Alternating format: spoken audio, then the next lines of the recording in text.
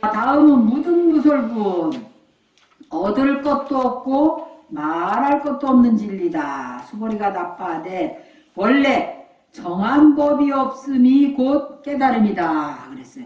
또 정한 법이 없으니 열애께서 부처님께서 말씀하신 것입니다. 그러나 무위법으로서 차별이 있다니 말하지 아니하여도 그 뜻을 알지로다. 자, 무등무설분 같이 읽어보겠습니다. 수고리여 그대는 어떻게 생각하느냐. 열애가 욕 따라 삼맥삼보리를 얻었느냐. 열애가 설한 법이 있느냐. 수보리가 대답하였습니다. 제가 부처님께서 말씀하신 뜻을 알기로는 정한 법이 있음이 없음을 이름하여 안욕 따라 삼맥삼보리라며 또한 정한 법이 있음이 없음을 열애께서 말씀하셨습니다. 왜냐하면 열애가 말씀하신 법을 모두가 일치할 수 없으며 설할 수 없고 법이 아니며 법 아닌 것도 아니기 때문입니다. 왜냐하면 일체연성이 다 무위법으로 차별이 있는 까닭입니다. 수보리는 이제 정해진 법이 없다. 여기에 키워드는 정해진 법이 없다는 거예요. 수보리는 다시 한번 의심이 이렇습니다. 만일 부처와 법이 다 무상하다면 이것은 부처와 법이 없다는 것이다. 그러면 어떻게 부처님은 안욕 따라 삼맥삼보리를 성취하셨는가? 이제 법을 말씀하시면서 법이 없다고 하시는 까닭은 무엇인가? 부처님은 열애가 안욕 따라 삼맥삼보리를 얻었다고 생각하는지 법을 설한 적이 있는지를 묻습니다. 이 질문을 받고 수보리는 자기가 또 상에 사로잡혔다는 것을 깨닫는데 수보리는 대답합니다. 정한 법이 있음이 없음을 이름해서 안욕 따라 삼맥삼보리라 하며 또한 정한 법이 있음이 없음을 열애께서 말씀하셨습니다. 라고 수보리가 대답을 했습니다. 수보리는 스승님의 물음을 통해 무유정법이 뭡니까? 정해진 법이 없다를 확실하게 깨칩니다. 무유정법, 정해진 법이 있지 않다는 말은 법이 없다는 뜻이 아닙니다. 또한 정해진 법이 없으니 아무렇게나 해도 상관없다는 뜻도 아니에요. 법 또한 인연 따라 정해집니다. 그래서 법이 인연 따라 정해진다. 지금의 인연에 따라 한 법이 정해졌다 해서 그것이 언제 어디서나 통용되는 절대적 진리는 아니다. 진리가 될 수는 없습니다. 지금 법이 정해진다고 해서 이것이 법이다라고 할 만한 고정된 법이 없다는 것입니다.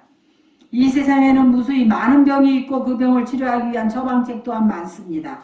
아무리 용한 처방책이라도 그것이 만병통치 처방책이 되지는 못합니다. 인생 문제도 마찬가지입니다. 어떤 한 사람의 괴로움을 씻은 듯이 사라지게 한 비법이 있다 한들 그것이 다른 사람에게도 좋은 처방이 되리란 법은 없습니다. 그래서 열애의 처방책은 무수한 상황, 상태에 따라서 제각각입니다. 모든 병자에게 똑같은 처방을 주는 의사가 없듯이 부처님의 법도 중생의 상황과 근기에 따라서 다 다르다. 그래서 부처님 법은 대기설법이다. 근기에 맞춰서 법을 설했고 임병시약이다. 그래서 병에 따라서 약을 처방하신 것이다. 베푸신 것이다. 이랬습니다. 최선의 처방이란 병자의 증세에 따라 나오는 것이지 상황과 조건에 상관없이 한 가지로 정해져 있는 게 아니다. 이 말이에요. 그것이 무유정법, 정해져 있는 법이 없다. 정해진 법이 있지 않은 그 도리입니다. 어느 날 부처님은 아소카 나무 가지 하나를 꺾어 들어 보이며 아난에게 물었어요. 이 나무가지에 달린 잎사귀와 저기 아소카 나무 숲 전체 잎사귀 어느 쪽이 더 많습니까? 아난다 대답을 아소카 숲의 나무잎이었습니다. 그렇습니다. 이 나무가지에 달린 잎사귀 수와 아소카 숲의 잎사귀 수를 어찌 비교하겠습니까? 나의 설법도 그와 같습니다. 지난 45년 동안 내가 다른 데서는 49년 설법이라고 나오는데 여기는 45년이라고 하셨네. 내가 설한 법이 이 손에 들려있는 나뭇가지 하나 잎사귀에 비유한다면 된다면 내가 설하지 않은 법은 저 숲의 나무 수만큼 잎사귀 수만큼 다 헤아릴 수가 없습니다. 부처님은 성도한 이후 하루도 쉼 없이 설법을 하시고도 오히려 그 설한 바가 이처럼 적다고 하셨습니다.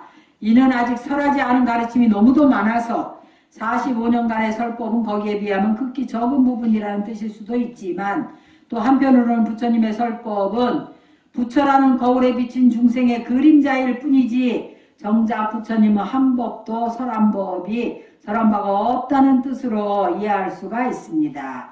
거울은 스스로 어떤 그림도 그리지 않습니다. 한 불체가 거울 앞에 서면 있는 그대로 그 모습이 거울에 비춰질 뿐입니다. 볼펜을 놓으면 볼펜 형상이 나타나고 꽃병을 놓으면 꽃병 형상이 비칩니다. 거울에는 그림이 나타나지만 거울 스스로 그리는 그림은 없고 거울 스스로 그리는 그림은 없지만 거울 속에는 분명히 그림이 존재합니다. 부처님이라는 거울 도구와 같습니다. 누가 부처님에게 서울 가는 길을 물으면 부처님은 서울 가는 가장 좋은 길을 알려줍니다. 인천 사람이 와서 물으면 그 길은 동쪽 길이 되고 수원 사람이 물으면 북쪽 길이 되고 춘천 사람이 물으면 서쪽 길이 됩니다. 서울 가는 길을 몇 가지 정해 주었다가 그 가운데 하나를 말씀해 주시는 게 아닙니다. 그 길은 그들 각자에게 이미 열려 있던 길이었습니다. 그래서 부처님은 한 중생도 제도한 바가 없다고 하신 겁니다. 나라고 하는 존재 역시 그러합니다. 고정된 실체가 없이 그때그때 인연 따라 상황에 맞는 역할을 할 뿐입니다. 부모를 만나면 자식이 되고 남편을 만나면 아내가 되고 자식을 만나면 어머니가 되고 버스를 타면 승객이 되고 물건을 사러 가면 손님이 됩니다. 다만 인연 따라 나타날 뿐입니다. 그런 이치를 법성계에서는 불수자성 수연성 자성을 지키지 않고 인연에 따라서 이루어진다 그랬어요. 자기 성품을 고집하지 않고 인연 따라 이루어진다고 했습니다. 세상 모든 사물과 현상은 본래 성질이라고 부를 만한 것이 없이 그때그때 인연 따라서 드러날 뿐입니다. 인연을 떠나 존재하는 절대적인 법은 어디에도 없습니다. 그런데 우리는 어떡합니까?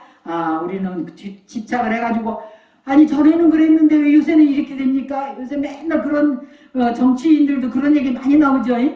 전에 이랬는데 왜 요즘에 이러느냐고 그런 얘기 가지고 굉장히 따지고 막 그런 경우가 굉장히 많아요. 근데 그럴 때 티베트 사람들은 뭐라 하는 줄 압니까? 미딱바 그래요. 미딱바. 스님이 언제는 뭐 해주신다 그래놓고 왜 지금 안 해주냐고 막 이렇게 하지 않고 티베트 사람들한테 그러면 미딱바 이럽니다. 미딱바 무슨 뜻이에요? 무상하다. 모든 것은 다 무상하다. 영어로 말하면 impermanence. 영원한 것은 없다. 그러니까 집착을 안 하면 그때그때 인연에 따라서 바뀔 수도 있는 거잖아요. 모든 거는. 그리고 어제 그 사람이 오늘의 그 사람이 아닌 거야. 시간이 이미 세포도 많이 죽었죠. 세포도 많이 죽었고 마음도 바뀌었고 그래서 모든 것은 인연에 따라서 그때그때 인연 따라 드러나는 그러니까 부처님도 굉장히 변덕스러우신 분이에요. 뭐 언제는 한 공이라고 했다가 또 언제는 유라고 했다가 언제는 또 공도 아니고 유도 아니다고 했다가 막 긴 것도 아니고 또 아닌 것도 아니라고 했다가 금강경도 굉장히 헷갈리죠. 있는 것도 아니고 없는 것도 아니고 있는 것이 아닌 것도 아니고 막 이러시니까 난 처음에 이 금강경 볼 때 정신이 하나도 없더만. 뭘 긴 것도 아니고 아닌 것도 아니고 아닌 것이 아닌 것도 아니고 막 이러셔가지고 굉장히 정신이 없더니 요새는 이래서 이런 말씀 하셨구나 이렇게 느껴져요. 그래서 모든 것이 정해진 법이 없다. 지금 무유정법 명 안욕 따라 삼보리 정해져 있는 법이 없기 때문에 그것이 최상의 깨달음이다 그랬어요. 그러니까 최고의 의사인 거야. 환자가 머리 아픈 환자가 왔어. 그러다가 다 똑같이 판코레이만 처방해주면 되겠습니까? 어떤 사람은 배가 고파도 머리가 아파요. 빵 먹고 싶으면 머리 아픈 사람이 있어요. 그 사람한테 빵만 주면 돼. 그죠? 또 여러 가지 원인이 있잖아. 배가 아파서 머리 아픈 사람이 있고 감기 걸려 원인. 그러니까 최고의 의사는 정해져 있는 처방전이 없다. 그것이 맞는 말이다 이 말이에요. 그래서 인연을 떠나 존재하는 절대적인 법은 어디에도 없습니다. 그 당시 인연에 따라서. 그런데도 사람들은 그중 어느 하나의 형상을 움켜쥐고 버리지를 못한대요. 사진을 찍듯이 마음속에 고이고이 간직해 두고 그 영상이 사라진 뒤에도 잔영에 집착을 해가지고 매달려서 갈등을 일으킵니다.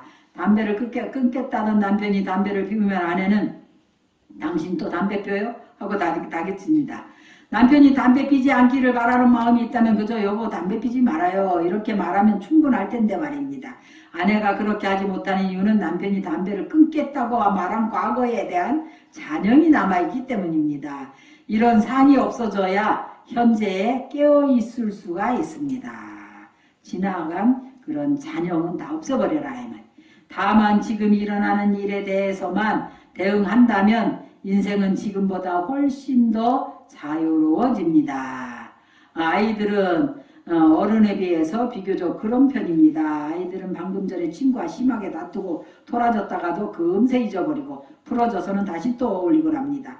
낯선 지역으로 이사를 가거나 외국으로 이민을 가도 아이들은 금방 친구를 사깁니다. 어른들이 빈부계층이나 민족이나 종교 같은 여러 가지 상의 메인에 비해서 아이들은 그런 상이 훨씬 적습니다. 슬퍼서 우는 것도 그때뿐이고 기뻐서 우는 것도 그때뿐. 늘 어떻다? 가볍습니다. 무겁지가 않아.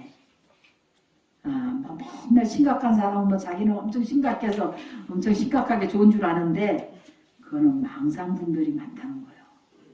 그래서 우리가 내가 강당에 있을 때도 이렇게 보면은 학인들 이렇게 뒷모습을 보면 저 학인이 망상이 많고 쓸데없는 걱정의식이 많구나. 뒷모습만 봐도 알겠어. 뭔지 모르게 뒤에서 봐도 무거운 사람이 있어. 무거운 거 좋은 걸까 안 좋은 걸까? 절대적으로 좋지 않습니다. 우리가 수행의 첫 번째 경계, 가장 수행이 잘 되고 있는 수행이 되어가는 첫 번째 경계가 뭐라고 했어요? 가벼울 경자 편안할 한자. 경안입니다. 경안. 수행이 되어가는 첫 번째 경계는 그 사람은 몸과 마음이 가볍고 편안해야 돼. 근데 뭐 그렇게 걱정이 많고 미래에 대한 근심 걱정 뭐가 그렇게 맨날 마음에 안 들고 뭐가 그렇게 맨날 무거워. 뭐가 그렇게 맨날 심각해. 수행이 되는 걸까 안 되는 걸까? 안 되는 겁니다. 머리는 빡빡 깎아갖고 왜 그렇게 84,000 번네 이거 다 이거 머리 깎는 그 즉시로도 이게 무명초예요. 머리카락 84,000까지 번뇌에 뿌립니다. 머리카락이. 그래서 그거를 머리를 삭발을 함과 동시에 그런 무명 번뇌가 다 없어져야 돼. 그런데 머리만 깎았지 그게 잘 안 돼. 마음속에는 계속 무명 번뇌를 기르고 있어. 아마 심장에 털이 많이 났을 거야. 그런 사람. 심장이 시꺼멀 거야. 털이 나가지고. 그러면 안 된다 이 말이라. 몸과 마음이 가벼워져야 돼. 출가자는 특히 수행자는 머리를 깎은과 동시에 몸과 마음이 무명초를 다 깎아냈잖아요. 근데 사실은 우리가 생각만큼 그렇게 되지는 않습니다. 그게 쉽지가 않아. 그 업장소멸이 그렇게 쉬운 게 아니오. 그래서 업장소멸하려면 어떻게 해야 돼? 부처님 가피를, 불보살님의 가피를 입어야 됩니다. 우리가 공성을 깨닫는 것도 불보살님의 가피를 입어야 되고 자비심을 기르는 것도 불보살님의 가피가 있어야 돼. 그러니까 수행을 열심히 해야 되고 기도도 열심히 해야 됩니다. 근데 뭐 한동안 열심히 하다가 금방 또 그만두잖아요. 적어도 내가 어느 정도 그걸 등력한다 그래. 힘을 얻을 수 있을 만큼 몰입해서 집중해서 수행을 해야 돼. 그래서 등력을 하고 그 등력을 하면 또 정진력이 생겨요. 정진력이 생기면 또 그만큼 힘이 생겨서 또 수행을 하게 되고, 그래서 완전하게 어느 경계까지 올려놔야 그 가피로 지혜도 열리고 수행도 점진적으로 증진을 해서 성취를 하는 겁니다. 그래, 그런데도 이거 뭐 어디야?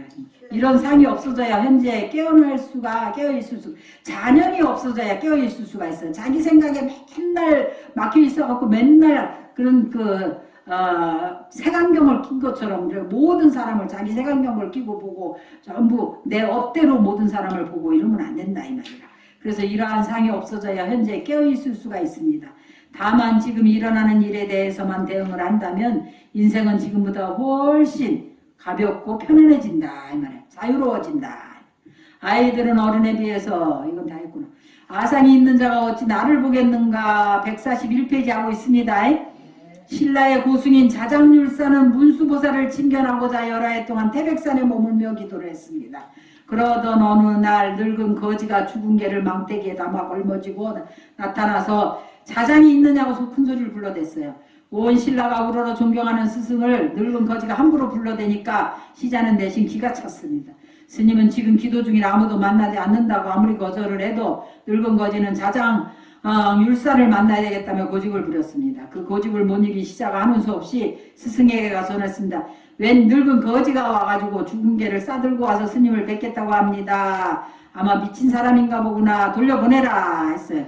자장율사는 대수롭지 않게 대답했고 시자는 늙은 거지에게 스승의 말을 전했습니다. 그러자 거지가 돌아서면서 말했어요. 돌아가리로다 돌아가리로다 아상이 있는 자가 어찌 나를 보겠는가. 그러면서 망태기를 뒤집자 죽은 개가 갑자기 청사자로 변했대요. 푸른 사자로 변하더니 거지는 그 사자를 타고 날아가 버렸습니다. 늙은 거지가 바로 문수보살이었던 겁니다. 자장률사가 뒤늦게 뛰어나왔지만 문수보살은 이미 동쪽 하늘로 날아가 버린 뒤였습니다. 이게 실화예요. 자장률사가 문수보살한테 기도해가지고 그래서 자장률사 같은 위대한 분도 순간적으로 상해자로 사로잡혀서 그런 어리석음을 저질렀습니다. 문수보살을 칭견하기 위해 몇 년을 간절히 기도했으면서도 정작 문수보살이 나타나자 기도에만 집착해 문수보살을 쫓아버린 격이었습니다. 불보살은 휘황찬란한 모습으로 하늘에서 내려오지 않습니다. 소리 없이 내려와서 언제나 고통받는 중생 옆에서 함께 있습니다. 우리가 불보살을 보지 못하는 이유는 불보살이 이 세상에 없기 때문이 아니라 우리가 상에 빠져서 하늘만 쳐다보고 있기 때문입니다. 사람들은 자기 나름대로 기준을 가지고 열심히 산다고 생각하지만 그것이 스스로로 올가매는 속박의 끈을 더 단단히 조여맨 거에 불과할 때가 많습니다. 자기 나름대로 기준이 있어가지고 엄청 똑똑해. 아주 그 기준에 어긋나면 절대 안 돼. 뭐라 그랬어요 여기서? 자기 스스로로 올가매는 속박의 끈이라 해서 자기 기준이. 여러분들도 이제 정해진 기준은 없다. 무유, 정법, 모형, 안욕, 따라, 삼맥삼보리. 따라서 해보세요. 무유, 정법, 명, 안욕, 따라, 삼맥삼보리. 정해진 기준이 없는 것이 안욕, 따라, 삼맥삼보리다. 왜 안 따라서 해? 맞습니까? 안 맞습니까? 맞습니다. 별로 하고 싶지 않은 사람 많네. 안 따라서 하는 거 보니까. 자기 기준에 아주 그냥 꽉 매여 있는 사람들. 정해진 기준이 없는 것이 안욕 따라 삼백삼벌이다 이 말이라. 그래서 그런 고정관념, 내가 일으킨 생각에 사로잡혀서 스스로를 구속하고 고정관념으로 만들어진 온갖상을 깨트려야만 깨트리면 나비가 고치를 뚫고 나와서 창공을 훨훨 날듯이 내 앞에 자유로운 세상이 활짝 펼쳐집니다. 그것이 바로 해탈이라는 거예요. 해탈하고 싶어요? 안 하고 싶어요? 해탈을 하고 싶죠? 그러면 정해진 기준이 없는 것이 안욕 따라 삼백삼불이라는 걸 알아야 됩니다. 자, 중생, 현인, 성인, 부처 무위법이라. 왜냐하면 열애가 말씀하신 법은 모두가 아예 취할 수 없으며 설할 수 없고 법이 아니며 법 아닌 것도 아니기 때문입니다. 왜냐하면 일제 현성이 다 무위법으로 차별이 있는 까닭입니다. 무위법이라는 것은 한이 없는 하나의 형상으로 정해지지 않는 그런 법인데 찌꺼기가 남지 않는 법이다 그랬습니다. 이러한 무위법은 현실의 삶 속에서 인연 따라 각가지 모습으로 드러납니다. 현성은 현인과 성인을 말하는데 현인은 현명한 사람, 성인은 보살을 말합니다. 이 세상 사람을 네 가지로 분류하는데 범부, 중생, 현인, 성인, 부처로 나눌 수 있다 그랬어요. 범부 중생은 마치 쥐가 쥐약을 먹고 물고기가 낚싯밥을 물듯이 제 딴에는 살려고 하는 것이 죽는 길로 들어서는 어리석은 행동을 하는 사람이 범부 중생이다. 쥐가 쥐약을 살려고 먹었을까? 죽으려고 먹었을까? 살려고 먹었죠. 살려고 먹는데 죽는 게 범부 중생이다 이 말이라. 즉 행복하려고 자기 나름대로 애쓰고 노력한 결과가 결국은 불행을 자초한다. 그 세상 사람들 보면은 자기 무덤은 남이 파주는 게 아니에요. 자기 무덤은 다 자기가 파고 들어앉습니다. 현인은 아주 현명한 사람, 인연 과보를 분명하게 아는 사람을 말합니다. 그래서 우리가 출가를 하면 그 사람들을 스님들은 현성승의 무리에 들어가려고 하는 사람이다 라고 얘기해요. 현성승. 이미 머리를 깎는 그 순간에 현인과 성인이 되려고 준비하고 있는 사람이에요. 그래서 자기를 해치는 짓을 하지 않는다. 자기에게 이익이 되는 일을 찾아서 하는 사람이라고 할 수 있다. 현인은. 범부 중생은 주려는 마음은 없고 얻으려는 마음만 있다. 뭐든지 얻는 것만을 좋아해갖고 얻는 것으로 기쁨을 삼아요. 그런데 주지는 않고 받기만 할 수 있다는 것은 원리적으로 맞지 않은 말이지요. 그러니 중생에겐 좋은 일이 소 뒷걸음질 치다 쥐 잡는 식으로 어쩌다 한 번 일어날 뿐입니다. 주지는 않고 받는 것만을 탐하는데 그것이 세상 원리로 일어날 수가 없으니 범부 중생의 인생은 그래서 늘 괴로울 수밖에 없습니다. 현인은 어떨까요? 현명한 사람은 주고받는데 공 심은 데 콩나고 팥 심은 데 팥난다는 원리를 압니다. 가는 말이 고와야 오는 말이 곱고 복을 지어야 복을 받는다는 것도 알지요. 그래서 현인은 부지런히 복을 지어서 복을 받으려고 합니다. 하지만 성인은 어떠냐? 성인은 주려는 생각만 있대. 받으려는 생각이 없습니다. 즉 베풀고도 받으려는 생각이 없습니다. 봄에 밥 갈고 씨 뿌려, 여름에 김 메고 열심히 일해, 가을에 추수를 해도 필요한 사람한테 다 나눠줘 버립니다. 성인은 왜 그렇게 하는 걸까요? 농사 짓는 그 자체가 그러한 내 인생이 이미 좋은 것임을 알기 때문입니다.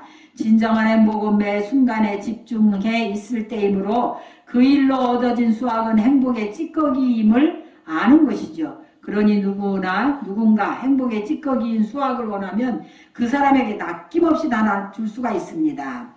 이는 마치 우리가 맛있는 음식을 먹고 똥을 누고는 뒤도 안 보고 가버리는 것과 같습니다. 그 똥을 개가 먹는 걸 보고 이놈 내가 하루나 걸려 만들어 놓는 걸 네가 먹을 수 있냐?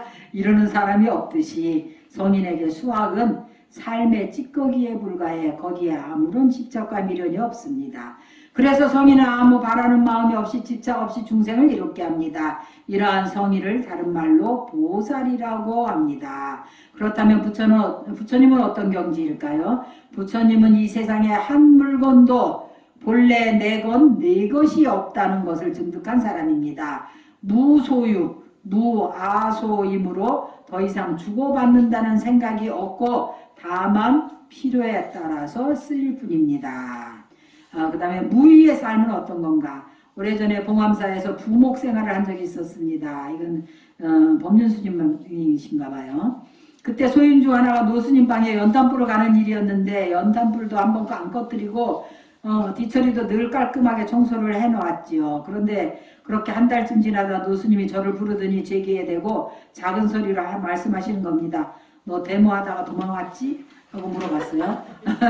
한마디로 너 부목 같지가 않다는 말씀이셨지요. 그때 저는 겉으로는 부목 생활을 하고 있었지만 부목이 부목답지 못했던 겁니다. 매사에 성실하게 생활하려는 태도, 의도가 나쁘다는 게 아니라 마음속으로는 내가 누구다 하는 상을 놓지 못하고 있었던 거예요. 그때 봉암사로 찾아와 구걸을 하던 거지가 있었습니다. 그 사람한테 거지 노릇 그만두고 절에서 같이 있자고 설득을 해서 한방에서 생활을 하게 되었어요. 그런데 그 사람이 보기에 내가 하는 짓이 너무나 이상한 겁니다.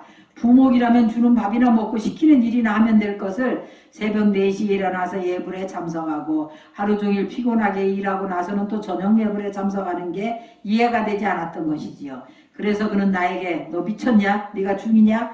뭐 때문에 그런 짓 하노? 하고 입버릇처럼 말하고 했습니다. 이것도 내가 부목 생활을 무의로 하지 못했다는 뜻이지요. 신분을 숨기고 절에 들어가서 나를 살펴보는 시간을 갖겠다고 부목 생활을 했지만 실은 겉모습만 바꿨지 속으로는 내가 중이다 하는 생각을 지고 있었던 것입니다. 부목을 하면 그냥 부목이 되고 공양주를 하면 그냥 공양주가 되어야 되는데 중이 잠시 부목 흉내를 내거나 중이 잠시 공양주 흉내를 내는 수준밖에 아니었습니다. 나라는 상을 깨지 못했던 것이지요. 무위법으로 그때그때 인연에 따라 현현해야 하거늘 그렇게 하지 못했던 것입니다. 무위법대로만 하면 사람관계에서도 갈등이 일어날 게 없습니다. 내가 엄마다 하는 상의 없이 어린아이에게는 돌봐줄 엄마가 필요하니까 내가 지금 엄마 노릇을 한다는 마음으로 살면 자식에게 집착이 생기지 않습니다. 그래야 아이가 성장해서 더 이상 엄마를 필요로 하지 않을 때 언제라도 엄마 노릇을 툭툭 털어버릴 수가 있습니다. 내 소임이 다 끝났으니 오히려 시원하고 가볍습니다.